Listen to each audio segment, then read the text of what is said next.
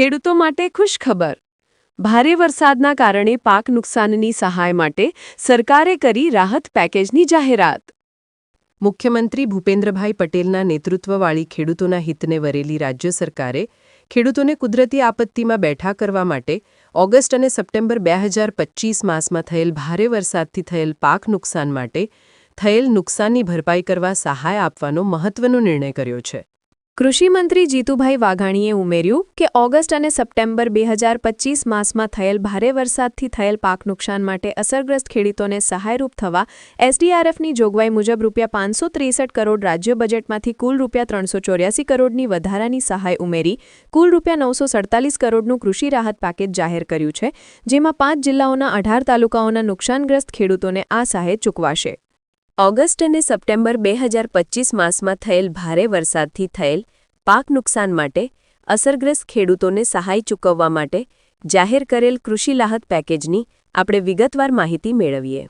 August September 2025 માસમાં થયેલ ભારે વરસાદને કારણે જૂનાગઢ, પંચમહાલ, કચ્છ, પાટણ અને વાવ, થરાદ જિલ્લામાં પાક નુકસાનીના અહેવાલો મળતા જિલ્લા વહીવટીતંત્ર તરફથી 5 જિલ્લાના 18 તાલુકાઓના 800 ગામોમાં સર્વે કરી પાક નુકસાનીના અહેવાલો મળેલ છે, જેમાં ખરીફ ઋતુમાં વાવેતર કરેલ પાકો પૈકી મુખ્યત્વે દિવેલા, ઘાસચારો, બાજરી, કપાસ, મગફળી, શાકભાજી અને કઠોળ પાકોમાં તેમજ બહુવર્ષાયુ દાડમ જેવા બાગાયતી પાકોમાં નુકસાન થયાનું જણાયેલ છે.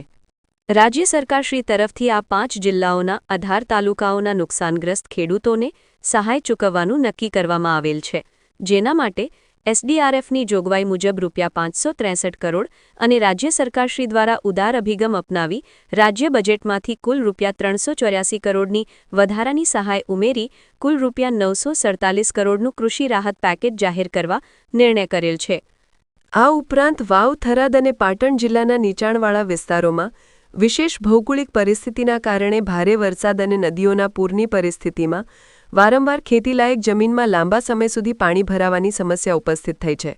આ સમસ્યાના કાયમી ઉકેલ નિવારણ માટે ફ્લડ મિટિગેશન મેજર્સ તરીકે ખાસ પ્રોજેક્ટ એટલે કે સ્પેશિયલ પ્રોજેક્ટ રાજ્ય સરકારશ્રી દ્વારા અમલમાં મૂકવાનું નક્કી કરેલ છે.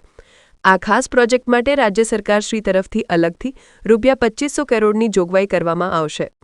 રાજ્ય સરકારે પાક નુકસાની સહાય માટે નિયત કરેલા ધોરણો ખરીફ 2025-26 ઋતુના વાવેતર કરેલ બિનપિયત ખેતી પાકોમાં 33% કે તેથી વધુ નુકસાન માટે એસડીઆરએફના નોર્મ્સ મુજબ વાવેતર વિસ્તારની મર્યાદામાં પ્રતિ હેક્ટર મળવાપાત્ર ₹8500 તેમજ રાજ્ય બજેટ હેઠળ ₹3500 એમ કુલ ₹12,000 પ્રતિ હેક્ટર લેખે ખાતા દીઠ મહત્તમ 2 હેક્ટરની મર્યાદામાં સહાય.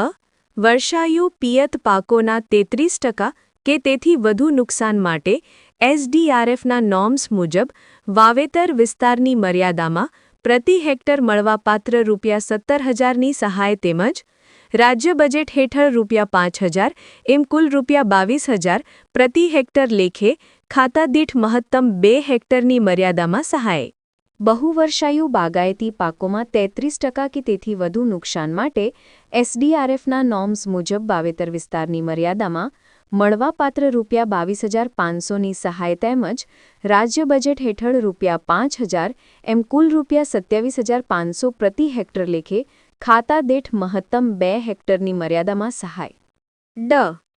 આ ઉપરાંત વાવ, થરાદ અને પાટણ જિલ્લામાં ભારે વરસાદને કારણે હજુ સુધી પાણી ભરાયેલ હોય તેવા વિસ્તારોના અસરગ્રસ્ત ખેડૂતોને વધુ આર્થિક સહાય મળી રહે તે માટે રાજ્ય સરકારશ્રી તરફથી ઉદાર અભિગમ અપનાવીને આ વિસ્તારના અસરગ્રસ્ત ખેડૂતોને જમીન સુધારણાની કામગીરી માટે રાજ્ય બજેટમાંથી ખાસ કિસ્સામાં ઉદાર હાથે ₹20,000 પ્રતિ હેક્ટર લેખે ખાતા દીઠ મહત્તમ 2 હેક્ટરની મર્યાદામાં સહાય.